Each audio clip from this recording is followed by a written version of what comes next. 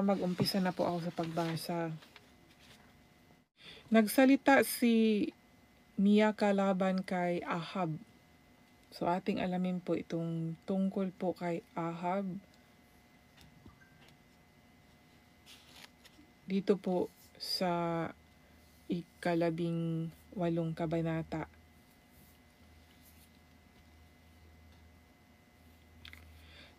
Yumaman at naging tanyag na si Jehoshaphat at naging mabuti ang kanyang relasyon kay Haring Ahab ng Israel dahil sa pagpapakasal ng ilang miyembro ng kanilang mga pamilya.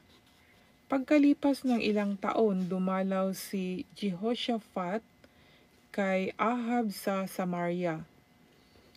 Nagkatay si Ahab ng maraming tupa at baka para sa pagpapagpiging kay Jehoshaphat at sa mga tauhan niya.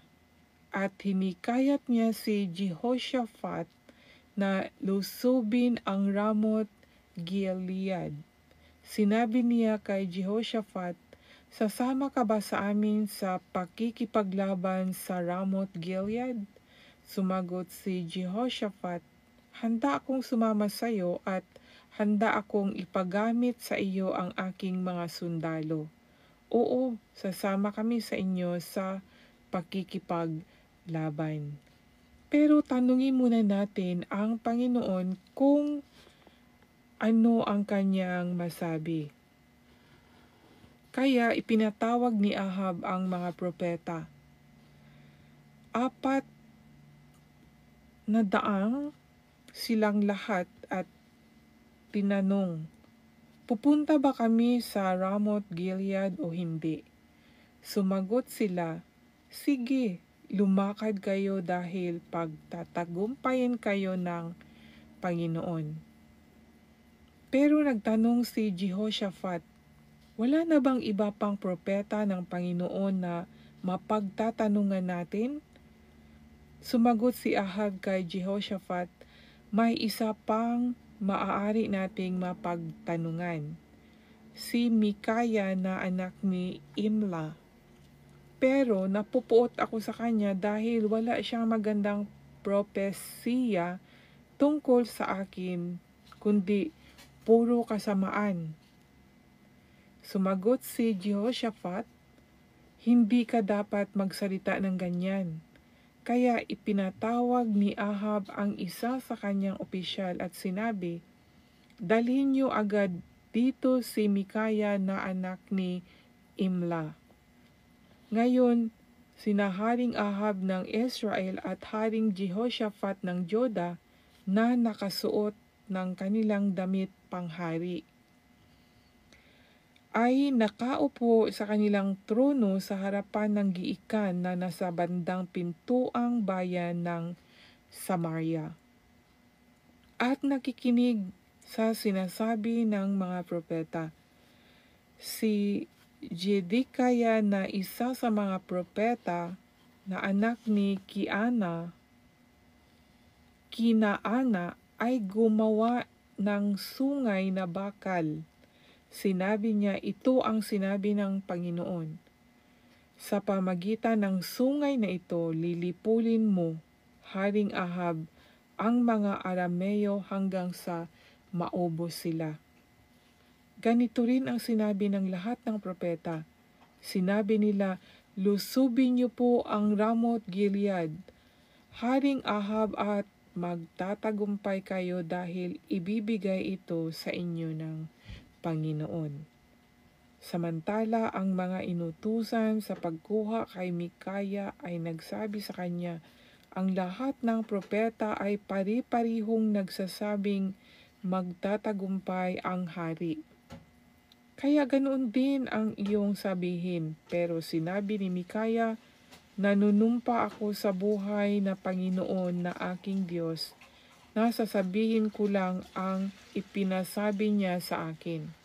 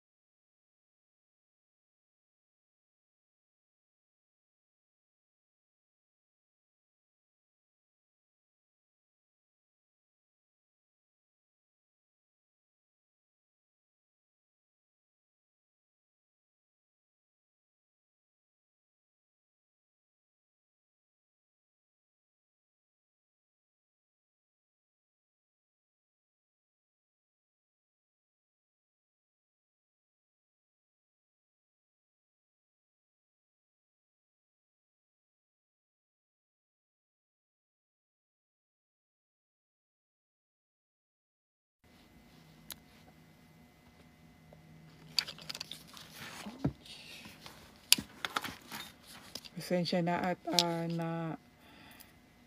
na-stop po ako.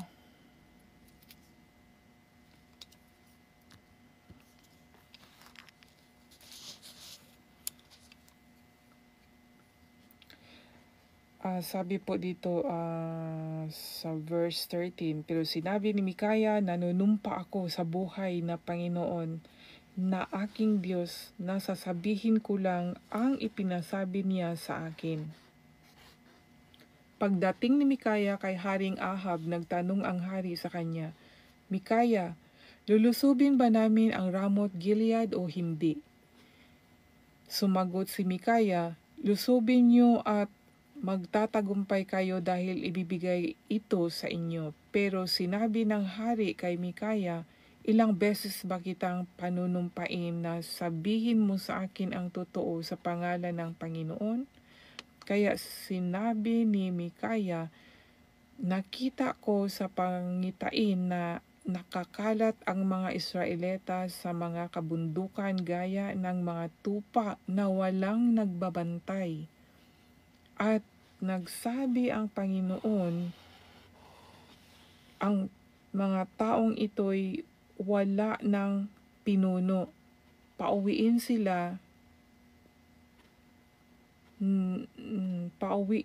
sila na may kapayapaan.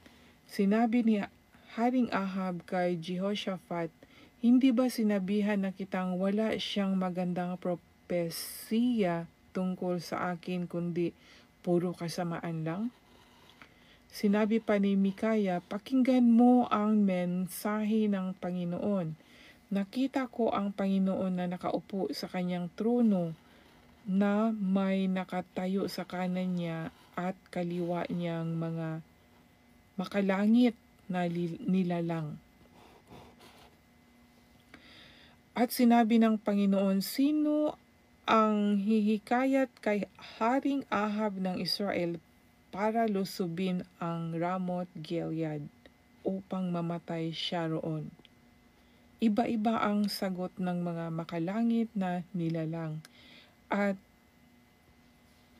may espiritu na lumapit sa Panginoon at nagsabi, ako ang hihikayat sa kanya. Nagtanong ang Panginoon sa paanong paraan. Sumagot siya, pupunta ako at pagsasalitain ko ng kasinungalingan ang mga propeta ni Ahab. Sinabi ng Panginoon, lumakad ka at gawin mo ito. Magtatagumpay ka sa paghihikayat sa kanya. Sinabi agad ni Mikaya, pinapadalhan ng Panginoon ang iyong mga propeta ng espiritu na nagpasalita sa kanila ng kasinungalingan. Ipinahintulot ng Panginoon na matalo ka. Lumapit agad si Zedekiah kay Mikaya at sinampal ito. Sinabi agad ni Zedekiah, paano mong nasabi na ang Espiritu ng Panginoon ay umalis sa akin at nakipag-usap sa iyo? Sumagot si Mikaya, malalaman mo ito sa araw na matalo kayo sa labanan at magtatago ka sa kaloob-loobang kwarto ng bahay. Nagutos agad si Haring Ahab, dakpin niyo si Mikaya at dalhin pabalik kay Amon na pinuno ng lungsod at kay Joash na aking anak. At sabihin niyo sa kanila na nagutos ako na ikulong ang taong ito. Tinapay at tubig lang ang ibigay sa kanya hanggang makabalik akong ligtas mula sa labanan. Sinabi ni Mikaya, kung makabalik ka nang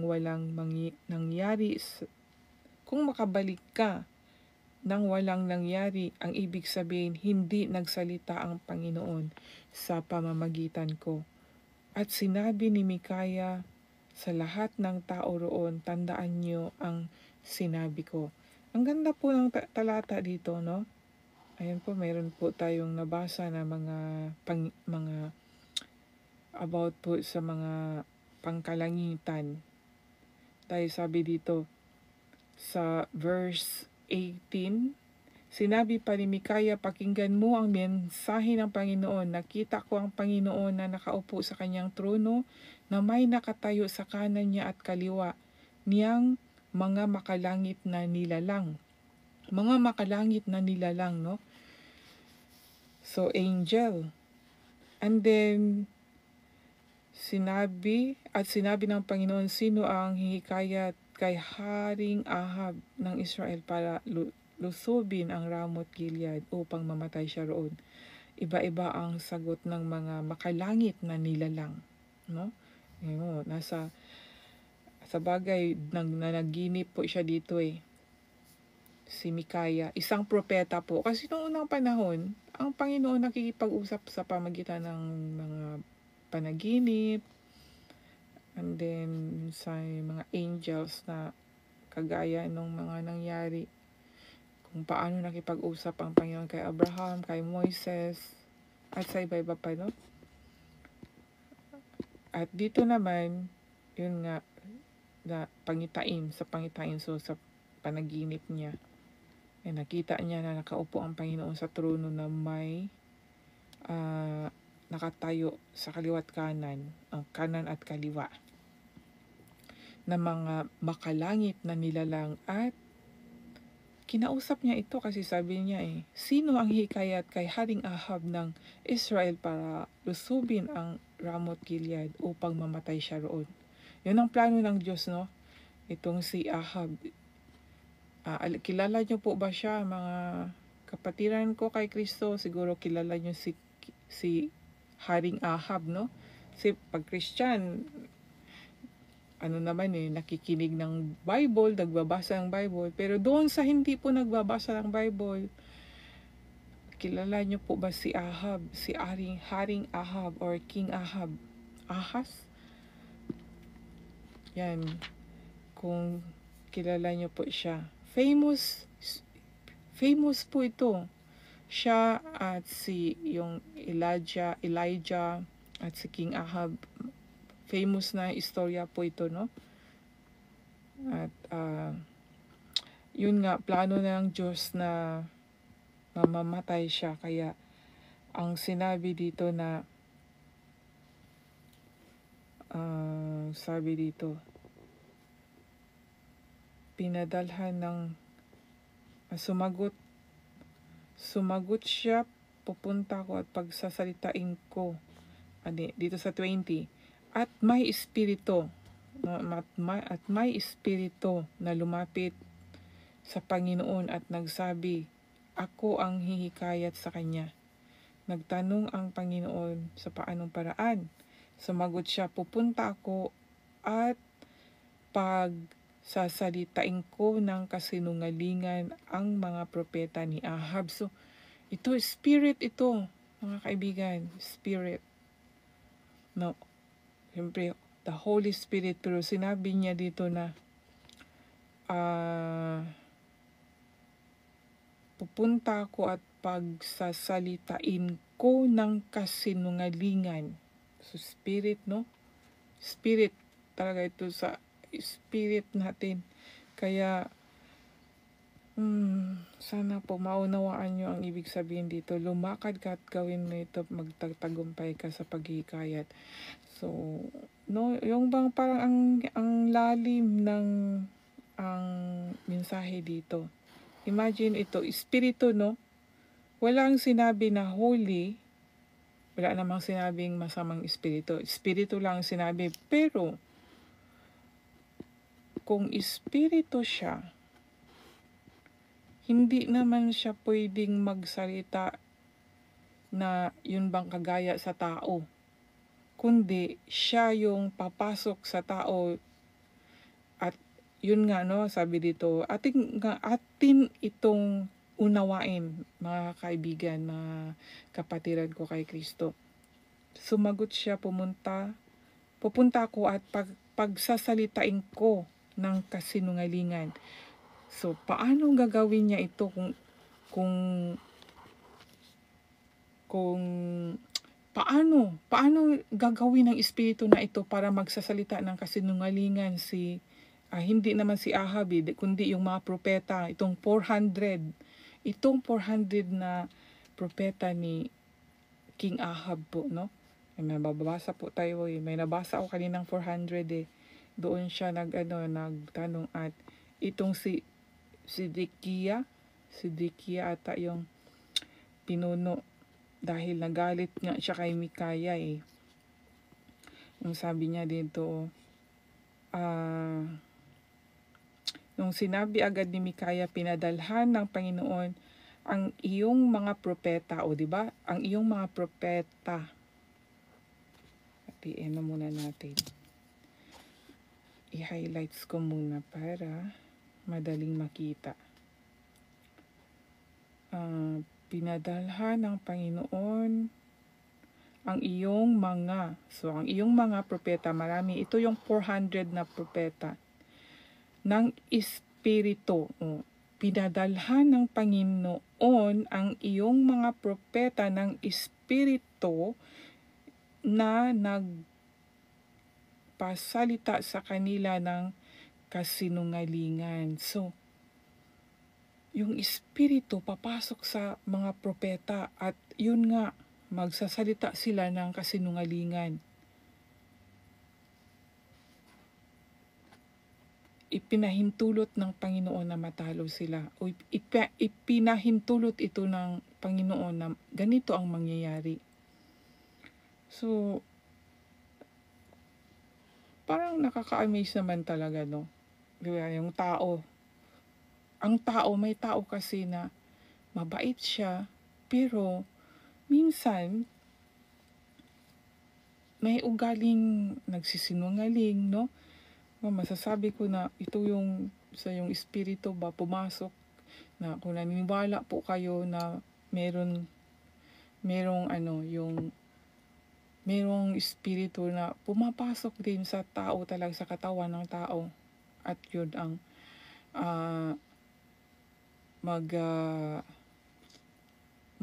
sa tao, no? Kung naniniwala po kayo, di ba minsan may nakikita tayo sa mga videos yung mga tao na sabi nila na nasaniba ng banal na espiritu. Pero iba naman yung ginagawa nila, pang nangingisay sila at nang nagsisigaw, minsan umiiyak, yung ganon. Para sa akin, parang hindi, sa akin lang pong pangunawa, no? Parang questionable po. Kasi ang sa Panginoon ang sinabi doon na I give you the spirit, yung bang, not confusion, yung hindi ba na parang nalilito.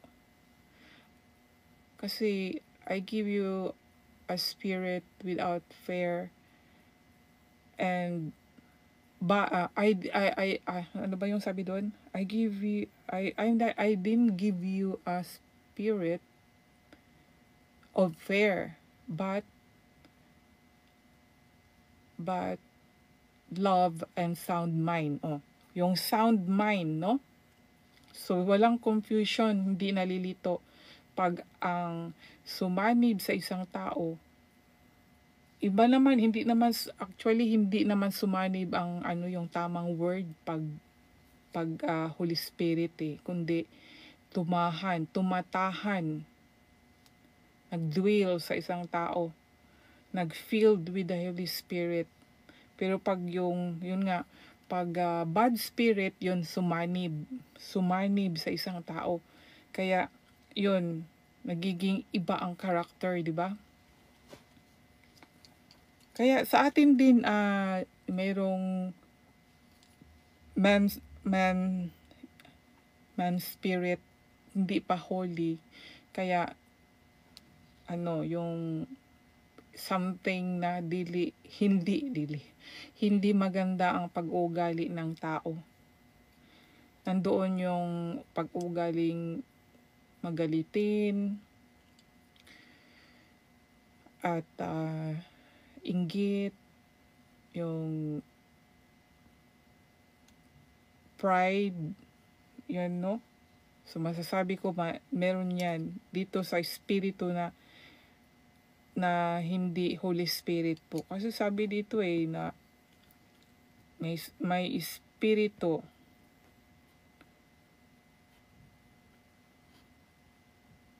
Saan na ba yun? May espiritu na lumapit.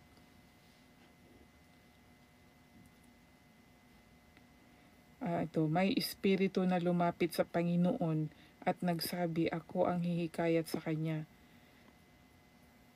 At nagtanong ang Panginoon sa paanong paraan. Sumagot siya, pupunta ako at pagsasalitain ko ng kasinungalingan ang propeta ni Ahab. So pupunta siya, papasilitain niya. So masamang espiritu ito, no? Kasi kung ating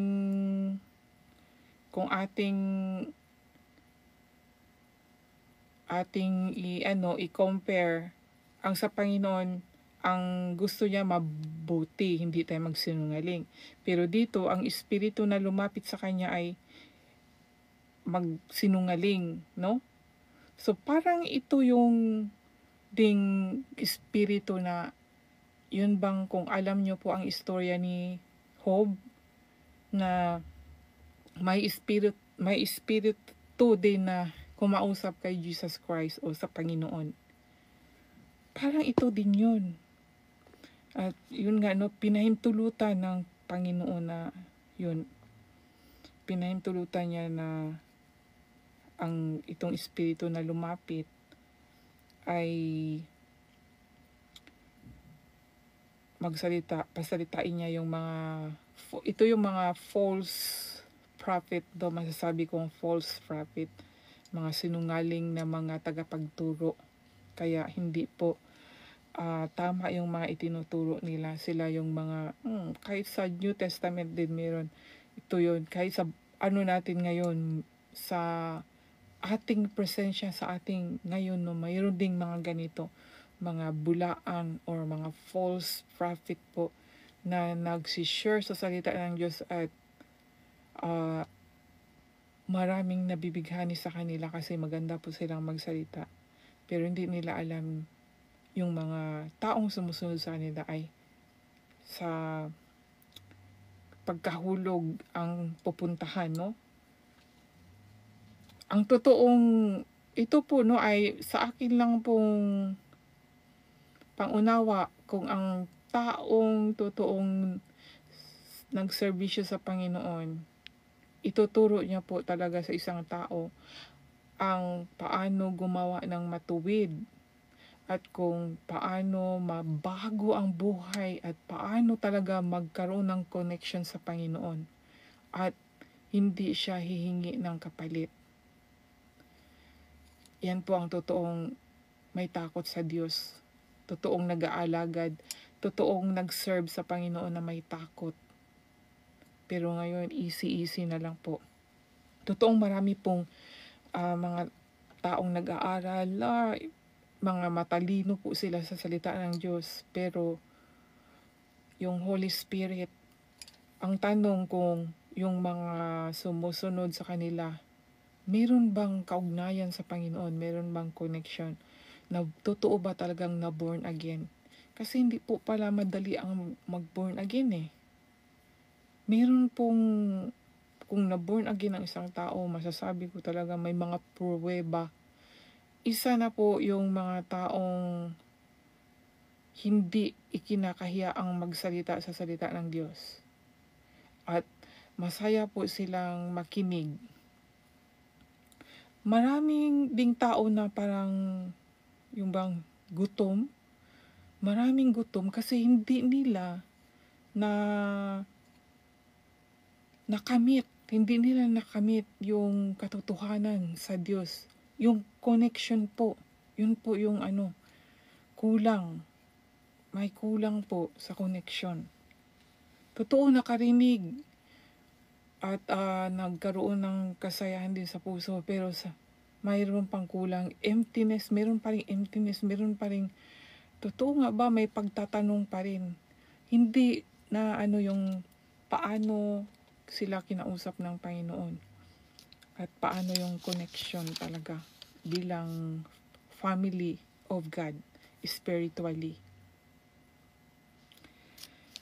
Kaya amazing po itong sinabi dito na may espiritu na lumapit at yun nga papasalitain niya. Siyempre espiritu yun, alangan naman na yung espiritu na yun ay i-magic, no? I-magic niya na, magsalita kayo ng sinungaling. Hindi. Siya yun, sasanib yun doon sa katawan ng tao at yun ang, yun ang magsasalita. Kung naniniwala po kayo, no, na merong talagang dwellings and saniban ng masamang espiritu.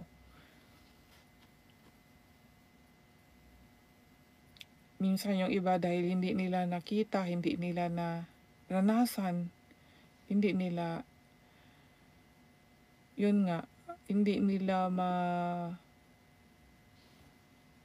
hindi sila maniwala dahil hindi naranasan, hindi nakita. Pero guys, mga kapatid ng kay Kristo, mga kaibigan, there is real spirit world. Iwan ko sa inyo kung naniwala po kayo ng mga yung mga albularyo, yung mga kulam. Kung naniniwala po kayo ng ganyan, mas maniniwala po tayo na ang Diyos ay totoong buhay. Kasi kung kulam at yung mga sa kaaway niya na gawain yan ang Diyos natin ay buhay din po. Buhay. Mas kasi siya lahat naglalang, di ba? Sa lahat ng nangyari dito sa mundong ito. Kaya, spiritual world, spiritual na hindi natin nakikita. Totoo po yan, mga kaibigan. Totoo po talaga. Kaya, kung wala tayong Diyos sa buhay natin, sa sarili ko, naaawa ako sa mga tao ba na makikita kong kulang ng connection sa Panginoon. Dahil yun nga, yung may connection sa Panginoon ay naaano pa nga ng kaaway. Lalo na kung walang connection sa Panginoon. Kailangan po natin ng connection sa Panginoon. Yung totoo po talagang connection na kilala natin ng Panginoon. Kasi yan ang gusto niya Kung may connection tayo sa Panginoon, yun na yung sinabi na kailangan natin na sumamba in spirit. Dahil may connection na po tayo sa Panginoon. Siyempre kung may connection tayo, sasampahin natin siya in spirit. Dahil may connection tayo ang espiritu natin, connection po sa Panginoon. Hindi po ito nakapagtataka, mga kapatid, mga kaibigan, ang tungkol po sa espiritu. Sa buhay ngayon, no? Actually, makikita naman natin kung sino yung mga nasa dark side. Imagine po,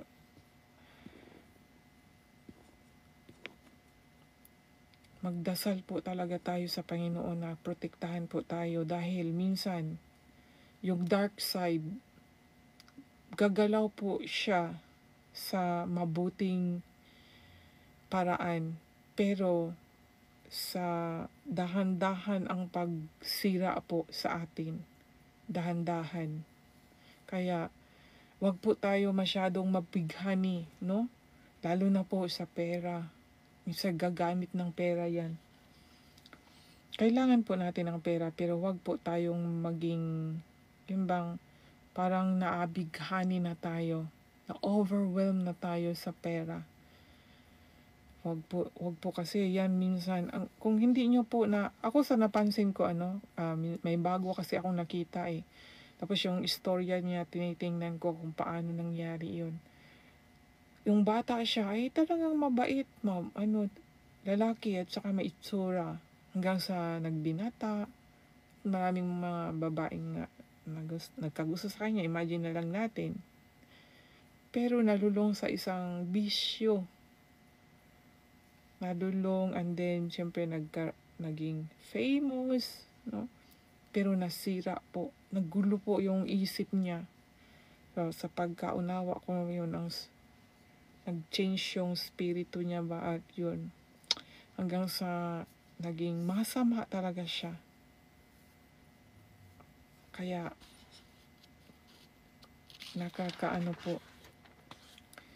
nakakalungkot po sa isang tao na sinira. Marami pong sinira ang kaaway ng Diyos. Sinira niya ang mga taong mga inosente.